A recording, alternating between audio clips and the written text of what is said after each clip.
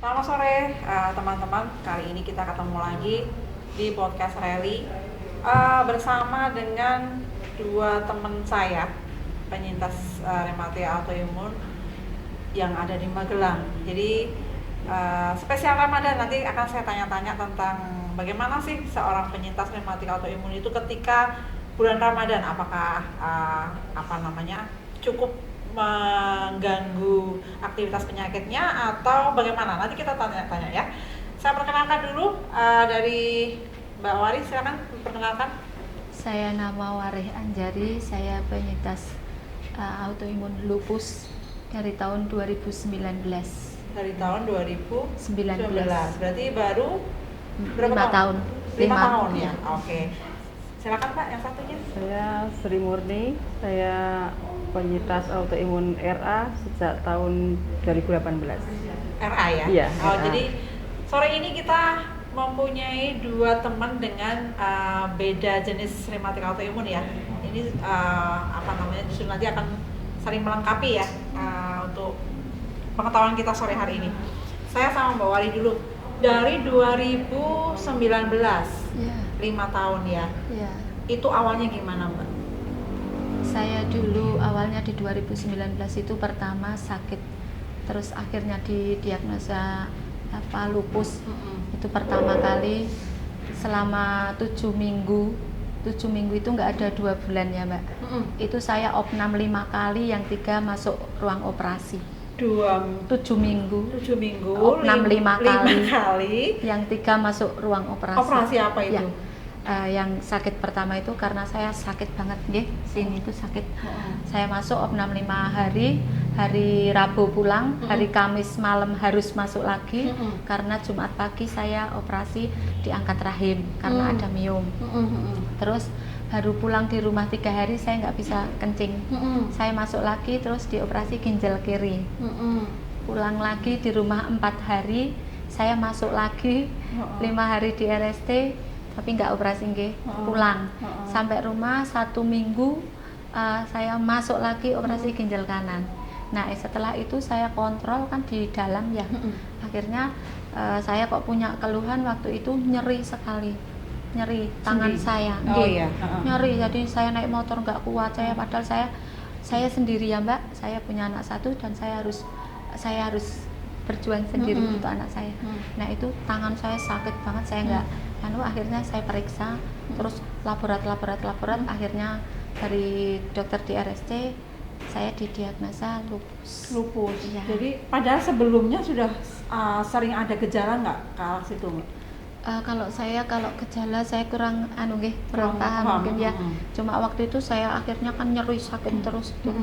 Pertama itu kalau sakit saya pikir kecapean atau apa gitu, tapi semakin lama semakin sakit, saya nggak bisa apa-apa Mbak. Jadi kalau naik motor pun harus berhenti, harus diem dulu lama itu kenapa saya gitu.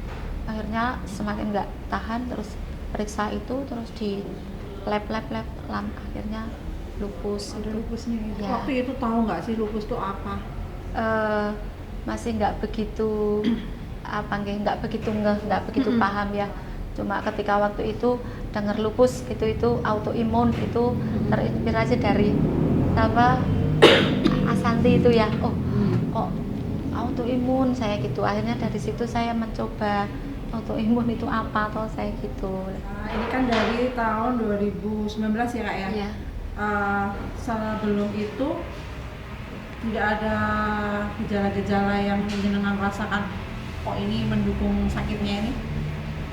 Mungkin lebih pada nggak dirasakan. Iya, jadi ketika merasa sakit masih bisa diatasi, masih dengan aktivitas biasa. Nah, ketika sakit itu terus harus kontrol, akhirnya harus di lab baru ditemukan kalau lupus. Ya. Itu kan kalau penyakit rematik autoimun itu kan salah satu trigger atau pemicunya itu kan ada beberapa.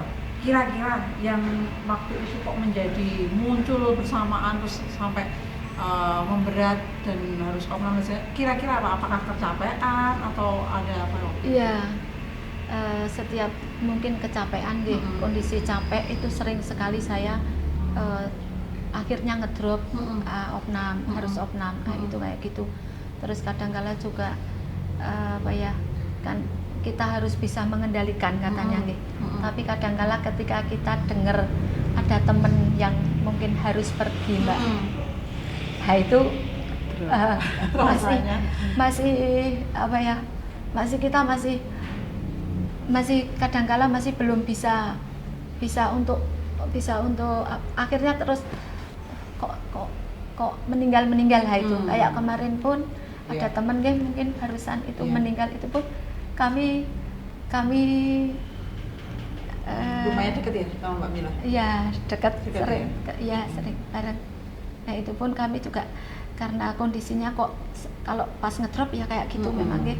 Kami sendiri mengalami kalau ngedrop seperti itu, dan itu mungkin juga menjadi penyemangat.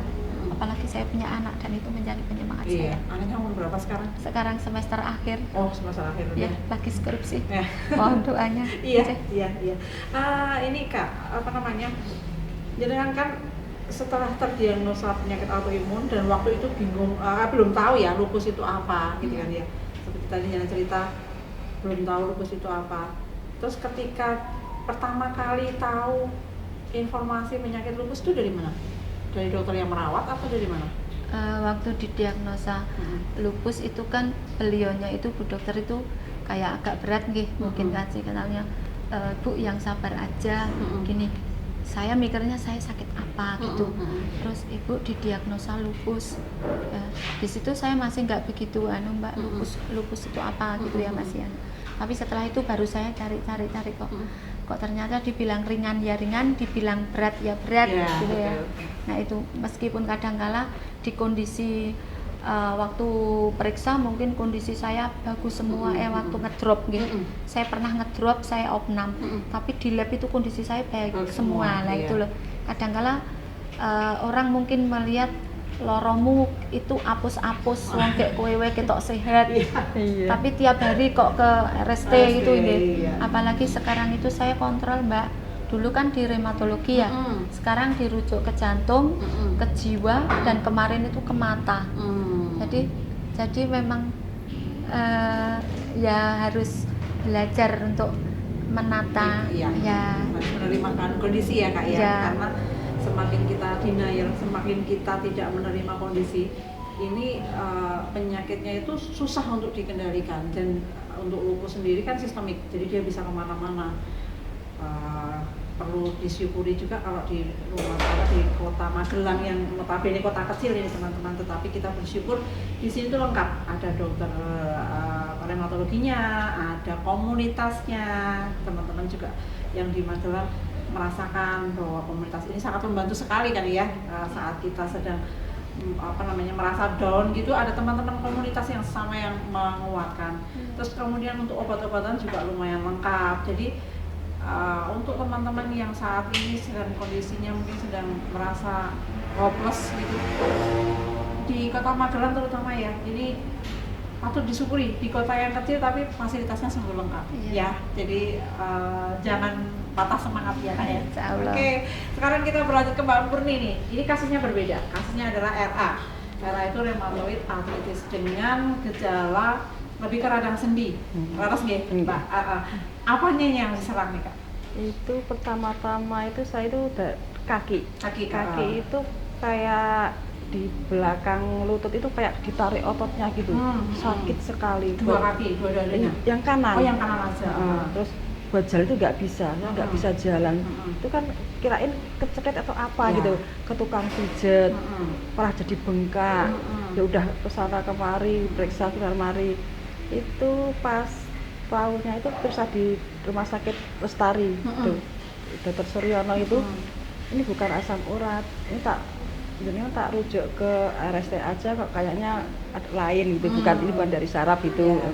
Saya sama dokter Dwi Budi gitu, terus ke RST itu sama dokter Dwi Budi itu di lab gitu kan ya, banyak lab itu, karena ketemu katanya saya autoimun RA gitu.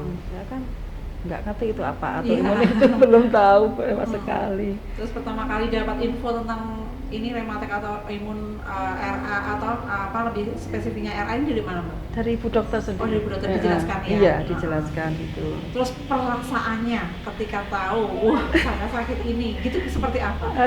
Sangat shock, sangat shock sekali, sangat shock itu.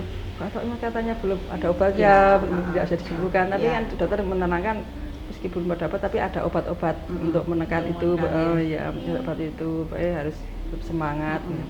Ya gitu. Terus itu kayaknya belum bisa menerima itu. Masih berapa lama ini? Sudah berapa lama? Saya hampir 6 tahun ya. Hampir 6 tahun. Berarti kurang lebih hampir sama dengan Mbak Maria. Tapi kenalnya waktu Mbak Waris udah mulai sakit ini atau gimana? Iya, kenalnya karena waktu sering di ketemu komunitas ya. sering ketemu Iya. bareng itu. Terus ini Kak, apa namanya? Setelah panjenengan semua berdua ini mengalami pengobatan, ada perbaikan nggak? Ada Ada banyak ya? sekali. Banyak sekali ya. Terus 6 tahun atau 5 tahun bukan waktu yang singkat ya. Tentunya kakak itu kan harus minum obat terus rutin gitu ya. Pernah bosan nggak? Iya. Pasti. Seperti apa itu kalau bosan?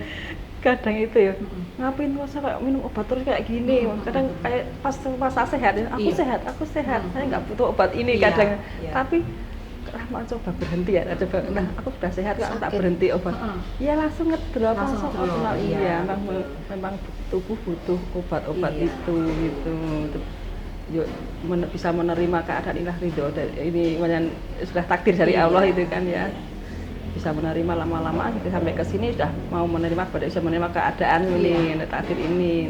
Apalagi kan sudah bergabung komunitas ya. Iya. Jadi semakin banyak teman-temannya sharing di situ. Jadi akhirnya bisa kita nggak merasa sendiri. Kebanyakan kalau teman-teman tuh nggak masuk ke komunitas, pasti akan merasa orang paling menderita sedunia, ya kan? Iya. Nggak ada nih orang yang sakit minum obat terus setiap hari gitu kan ya. Terus kemudian kelihatan sehat. Ini kalau teman-teman lihat di sini kan beliau-beliau ini nggak kelihatan sakit. Jadi kelihatannya kan segar semua, cantik-cantik semua. Tetapi ketika mereka merasakan gejala dari penyakitnya itu benar-benar luar biasa, nggak kelihatan ya dari luar ya. Orang nggak tahu kalau kita sakit tuh orang nggak tahu. Kalau kontrol itu juga gitu Mbak. Saya itu kadang bilang sama teman-teman, Kak, biasanya orang sakit ke rumah sakit itu pakai sal, pakai kaos kaki, pakai itu malah cantik-cantik semua. Makan kayak masih muda-muda itu yang. Iya. Orang lain pucat, kita malah bagaimana caranya biar pucat ya. Bikin happy. Itulah kekuatannya teman-teman rematik atau imun itu. Jadi mereka karena mungkin sudah lama ya, lama dan sudah melewati dinamikanya, jadi ya sudah mulai menerima lah bahwa ini adalah suatu kondisi yang harus kita terima, kita bersamai. Semakin kita menolak, kita akan semakin susah untuk bisa berkondisi gitu ya. Terus ini Bu, dari teman-teman atau keluarga atau mungkin anak suami pertama kali terdiagnosa sakit ini, apa komentar mereka? Ini Mbak Murin dulu. Kalau suami sabar, terus berobat terus, nggak boleh putus. Kadang-kadang saya ngedrop itu, saya bosan minum obat, dia mendukung harus minum obat, nggak boleh berhenti untuk sehat gitu. Suami. Kalau Mbak Waris sendiri gimana nih? Kalau saya, karena saya juga sendiri di rumah ya Mbak, jadi memang lebih banyak saya mengatasi diri saya sendiri. Gitu nggih. Tapi kan jenengan punya putra apa putri? Putra ya. Jadi kan itu salah satu motivasi untuk bisa terus bertahan ya. Iya, karena kan penting sekali kalau kita itu hidup harus ada motivasi yang harus kita capai ya kan. Mungkin dari Mbak Wari ini pengen lihat anaknya, anak satu-satunya ya? Iya, anak satu-satunya itu istilahnya sukses, mendampingi sampai beliaunya ini sukses gitu ya. Jadi kan itu adalah salah satu kekuatan yang nggak bisa dibeli di mana-mana. Mau obat sebagus apapun, kalau kita nggak punya semangat untuk untuk terus berjuang, ya nggak akan ada gunanya gitu ya. Karena semangat itu sesuatu yang paling penting yang mendasari. Sekarang kalau misalnya kita udah nggak semangat, obat itu seperti kayak rutinitas aja. Jadi bukan kita nggak akan merasakan efeknya. Kemudian kalau pernah di situasi yang paling buruk, misalnya kayak tadi yang berapa tadi dalam waktu 2 bulan 5 kali opnam, itu yang paling buruk nggak sih Kak? 7 minggu ya, 5 kali opnam. 7 minggu itu dengan kondisi Yang pertama itu saya diangkat rahim itu ya. Diangkat rahim karena bius lokal nih. Di tengah-tengah itu asam lambung saya naik. Jadi saya bilang, "Dok, saya nggak kuat," saya gitu. Terus akhirnya di bius total. Di bius total saya jam 12 siang itu keluar dari ruang operasi sampai jam 9 malam itu saya katanya teriak-teriak terus karena ternyata anti nyeri itu nggak bisa tembus ke badan saya. Jadi saya terasa ketika dibelek itu saya terasa sampai jam 9 malam itu saya teriak-teriak karena terasa sakitnya. Jadi anti nyerinya nggak tembus. Terus akhirnya disuntik sampai 7 kali. Dokternya di jam 9 malam itu bilang kalau saya sudah cukup di yang ke-7. Takutnya yang ke-8 saya yang nggak kuat. Jadi keluarga saya juga monggo sudah pasrah gitu nggih. Sudah itu. Dan ternyata alhamdulillahnya setelah jam 9 ke atas itu saya katanya mulai diam. Nah itu saya baru mulai diam. Akhirnya saya sadar di jam 10 malam dari jam 12 siang. Wah, jadi walaupun kondisi nggak sadar, tapi alam bawah sadarnya ini yang tetap nggak bisa merasakan anti nyerinya tadi ya? Sakit, saya kesakitan, justru saking kesakitannya. Jadi Pak Dokter pun menyadari, saya paham rasa sakit yang dirasakan karena perut dibelek seperti itu, dan saya kesakitan, jadi nggak tembus, anti nyerinya nggak tembus. Kalau Mbak Murni, apa yang paling dirasa paling berat nih perjuangannya selama menjadi penyintas rematik autoimun ini? Itu kalau pas kambuh itu ya Kak Yo, nyeri semua itu. Sakit semua badan, ruas-ruas jari, lutut, itu ankle sakit banget ya. Itu ya sakit yang enggak bisa jalan. ya? Iya itu. Ini kan bulan Ramadan ya. Bagi penyintas rematik autoimun itu boleh berpuasa asalkan memang kondisi stabil. Ini teman boleh puasa sama dengan boleh ya. Ada pengalaman nggak ini selama menjalani ibadah puasa, maksudnya apakah ada halangan-halangan tertentu atau bagaimana? Mbak Wari dulu. 2 hari yang lalu mungkin itu saya merasakan badan saya lemes. Maksudnya dari yang awal puasa saya nggak merasakan apa-apa, biasa. 2 hari yang lalu itu saya benar-benar lemes gitu loh.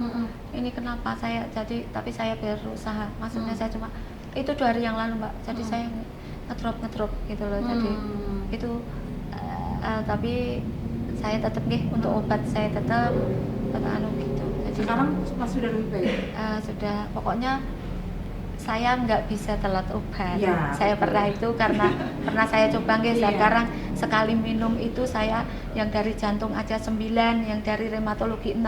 Sekali minum obat kalau pagi itu 15 butir, nanti sore itu 8 kan gitu nggih. Itu rasanya kan kadang capek toh Mbak, lihat obat segitu banyak. Nah itu pernah di beberapa saat itu memang saya tinggalkan benar-benar gitu. Saya mencoba benar-benar saya nggak minum obat dan ternyata nggak bisa karena sakit. Justru malah saya ngedrop ya. Iya. Tapi sampai saat ini puasanya lancar ya? Insya Allah lancar. Oke. Kalau Mbak Murni sendiri pernah mengalami kesulitan nggak selama puasa ini? Selama puasa ini alhamdulillah baik-baik saja, masih sehat ya. Karena saya terjaga pola pikiran saya, hati saya, terus istirahat. Iya, itu obatnya nggak pernah ketinggalan. Iya. Yang penting kita harus tahu semangatnya diri ya. Iya. Ketika memang nggak kuat ya jangan dipaksa. Iya. Tapi ketika tidak ada masalah ya kita pelan-pelan ya. Kembali lagi ke saran dari dokter masing-masing ya, karena kita harus koordinasi sama dokter. Jadi kita harus konsultasi boleh tidak puasa, karena nanti dokter yang akan memutuskan apakah boleh puasa full ataukah puasa selang-seling atau bagaimana. Jadi itu tergantung kondisi masing-masing. Buat teman-teman yang menjalani ibadah puasa jangan lupa untuk konsultasi dengan dokter masing-masing ya, boleh apa tidak puasa gitu. Kemudian Mbak, harapannya nih ke depannya, ini kita insya Allah masih berjuang sampai titik darah penghabisan ya, masih tetap berjuang sampai istilahnya kita memang sudah tugasnya kita pulang ya. Ada pesan-pesan nggak untuk teman-teman di luar sana yang mungkin kalau mungkin yang udah 6 tahun, 5 tahun mungkin sudah bisa menerima ya. Kalau yang baru terdiagnosakan di komunitas banyak nih. Banyak. Kayaknya setiap hari ada tambahan aja teman-teman yang terdiagnosa. Pastinya kan kalau di komunitas sering curhat ya, sering ketemu teman-teman yang lain yang baru terdiagnosa. Mereka kan pasti ada rasa bingung, ada rasa takut. Nah, gimana nih yang sudah senior-senior ini dalam memberikan pencerahan kepada teman-teman? Mbak Warih gimana? Ada satu teman yang mungkin dalam bulan ini itu baru kontrol yang kedua. Itu ada karena dia terbiasa, mungkin maaf, kehidupan mereka maksudnya mampu nih, terbiasa tampil cantik apa. Ketika kemarin dia itu mulai ada hitam-hitam mulai kena itu dan didiagnosa lupus itu dia down, ngedrop gitu. Terus itu sering banget, Mbak saya harus gimana? Pertama gini, yang pertama dengan tetap semangat, yang kedua rutin obat sama kontrol karena dia obat ditinggal belas, Mbak. Padahal dia baru dua bulan ya, baru tapi 2 bulan. Ya 2 bulan itu pun dia ke Sarjito kan namanya, itu nggak mau belas minum obat. Akhirnya saya bilang kalau jenengan mau jenengan minum obat, dia Mbak Wari nggak mengalami kayak saya. Yang saya alami dulu lebih dari jenengan, saya gitu. Karena dulu saya kan hitam gitu, Mbak. Iya, betul. Saya hitam gitu terus. Itu yang dia sering curhat dan sering ayo semangat, saya gitu. Bisa sembuh, bisa seperti saya gitu. Iya. Jadi kadang-kadang kita kayak perlu dokumentasi deh ya Kak. Misalnya kita waktu kondisi masih ngedropnya suatu saat itu berguna buat nyemangati orang lain. Kalau kayak gini kan nggak percaya. Kalau dulu pernah ada ruam-ruam ya kan. Iya. Tapi kalau misalnya kita pernah moto ketika kita lagi down gitu, mungkin orang akan percaya ya. Iya. Oh ternyata pernah mengalami gitu. Iya. Dan itu memang wajar sekali kalau ada yang baru terdiagnosa nggak percaya dia kalau kita dulu pernah mengalami situasi seperti itu. Kalau Mbak Murni gimana? Ada teman yang masih belum bisa menerima ya kadang-kadang itu. Saya bilang ini memang udah takdir dari Tuhan, kita harus menerima, kita harus jalani, harus kita jalani, harus kita jalani.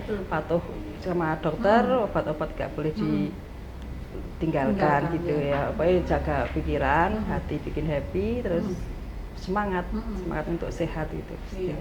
Iya, itu yang penting ya. Jadi kalau teman-teman yang mungkin nonton podcast ini dan baru dalam hitungan bulan atau hari menerima diagnosa rematik autoimun, sangat dipahami sekali kalau teman-teman ini merasa dunia itu runtuh kayaknya, sudah kena sakit yang nggak bisa sembuh dan harus minum obat terus dan mungkin gejalanya sedang sakit-sakitnya mungkin ya. Jadi beberapa itu merasa dunianya sudah berakhir. Tapi lihat teman-teman kita yang di sini ini ada yang sudah 6 tahun, ada yang sudah 5 tahun, dan bahkan ada yang sudah 30 tahun. Ada teman kita yang sudah 30 tahun, itu sudah masternya itu. Tapi jangan salah, namanya manusia, dinamika up and down itu wajar. Jadi beliau yang 30 tahun itu juga pernah mengalami namanya jenuh. Beliau itu seorang punya komunitas juga, ketua komunitas. Tapi sebagai manusia biasa, beliau pernah mengalami jenuh dan pernah mengalami yang namanya nakal dalam tidak tetap obat. Dan pada akhirnya suatu kondisi mengharuskan beliau masuk ICU karena tidak sadarkan diri, koma sekian lama. Dan ketika diberi kesempatan kedua untuk bisa bangun lagi, beliau tahu bahwa ini adalah buah dari ketidakpatuhan itu. Dan itu menjadikan pengalaman yang sangat berharga. Diberikan kesempatan kedua oleh Tuhan, tentunya tidak akan menyia-nyiakan lagi. Dan harapan saya, teman-teman yang menonton podcast ini, memang kadang kalau nggak mengalami sendiri nggak percaya, ya. Jadi ada yang mosok gitu ya, mosok saya nggak minum obat sekali 2 kali nggak apa-apa. Tapi kan masing-masing itu berbeda. Ada yang begitu sensitifnya, jadi kalau nggak minum sekali saja sudah nyerinya udah terasa. Tapi ada yang mengatakan saya nggak minum obat 1 tahun nggak ada apa-apa tuh. Kita nggak pernah tahu di dalam sana bagaimana gitu ya. Yang mengendalikan aktivitas penyakit kita adalah obat. Kalau ketika teman-teman tidak minum obat, ya berarti kan tidak ada yang mengendalikan aktivitas penyakit di dalam sana. Kita nggak pernah tahu apa yang dilakukan di dalam sana. Bisa jadi ketika teman-teman flare yang kedua atau ketiganya, justru kondisinya sudah sangat berat. Itu sebagai pesan dari kita sore hari ini ya. Jangan tinggalkan obat, jangan lupa kontrol rutin, jangan lupa bahagia, tetap bahagia, karena itu penting sekali. Harus menyalakan terus api semangat itu, karena kalau tanpa semangat ya perjuangannya nggak akan ada gregetnya gitu ya. Terima kasih sekali ya sore hari ini sudah kerso datang, walaupun mendadak ini teman-teman mendadak semuanya ya, tapi sudah kerso datang dan saya berterima kasih. Semoga pengalaman dari Kak Wari dan Kak Boni ini bisa menginspirasi teman-teman di luar sana. Perjuangan itu nggak mudah, tetapi tidak ada yang tidak mungkin. Beliau bisa sampai titik sekarang ini, perjuangannya panjang dan melalui lika-liku.